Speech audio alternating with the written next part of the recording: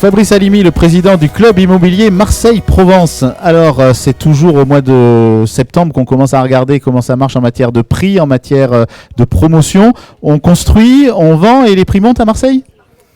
Les prix, je pense qu'effectivement, ils se portent plutôt pas mal. Donc globalement, il y a... comme tout le monde le sait, il y a eu une période de stabilisation, une période difficile après les subprimes en 2008. Ouais. Et puis, on va dire que depuis 2 ans, les choses se passent plutôt pas mal.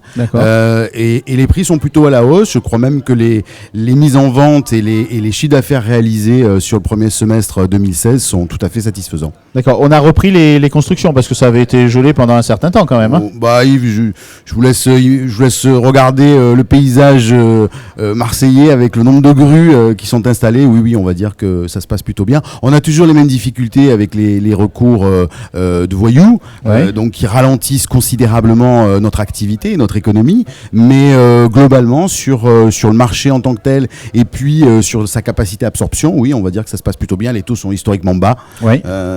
Et dans tous les domaines, autant l'immobilier d'entreprise que l'immobilier d'habitation Alors, l'immobilier d'habitation se porte globalement plutôt bien. L'immobilier d'entreprise se porte, je suis pas un grand spécialiste de l'immobilier d'entreprise, mais de ce que j'en sais en tout cas, on va travailler plutôt par poche géographique. Donc, il y a des zones où ça se passe très très bien.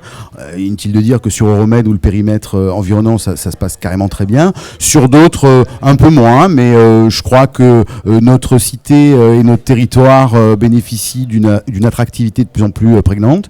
Et c'est tant mieux. Donc, globalement, oui, les entreprises viennent s'y installer. Le meilleur rapport qualité-prix en ce moment dans l'immobilier d'habitation pour quelqu'un qui souhaite acheter pour habiter, c'est quoi ? C'est un studio, un appart, une maison Ça, c'est une question piège, ça. Je crois que selon le quartier dans lequel on se situe, il va y avoir une demande plus ou moins ciblée. Mais globalement, les petites surfaces, sur la catégorie d'investisseurs, est toujours très prisée.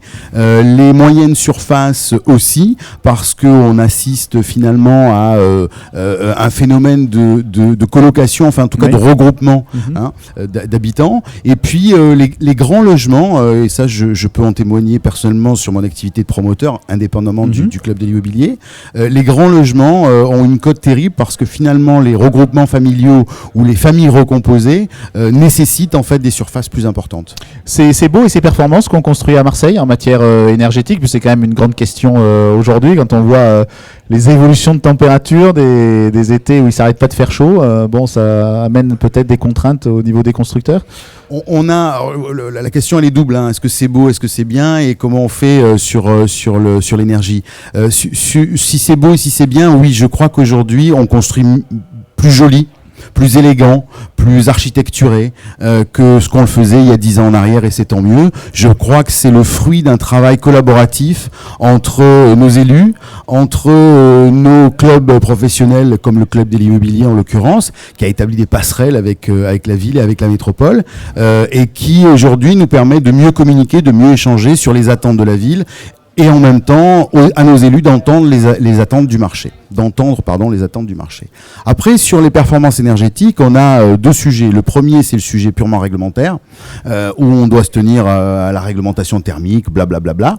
Et ensuite, il y a le territoire en lui-même, qui est un territoire méditerranéen, très chaud l'été, il fait encore très beau aujourd'hui, avec ses propres contraintes. Et là-dedans, on essaye de trouver les meilleures formules. On a des bureaux d'études très performants sur notre territoire qui nous y aident.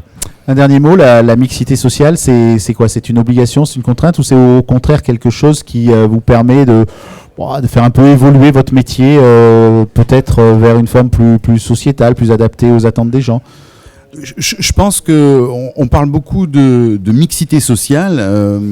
Évidemment, tout le monde comprend ce que ça veut dire. Moi, je suis plus sensible à la mixité des usages.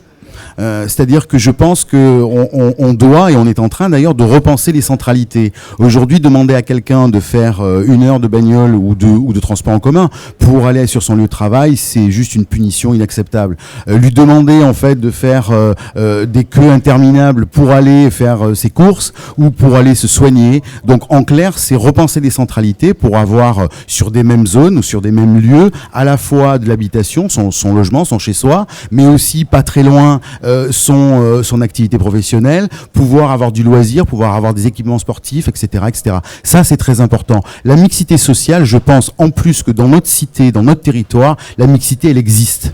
Je suis pas un grand fan de foot, mais les rares fois où je vais au stade et puis je fais que reprendre des choses que tout le monde sait, finalement, la mixité, elle existe et ça se passe plutôt très bien. Je ne crois pas qu'on ait besoin de fabriquer ou d'imposer des choses, c'est naturel, ça. Merci. De rien, merci.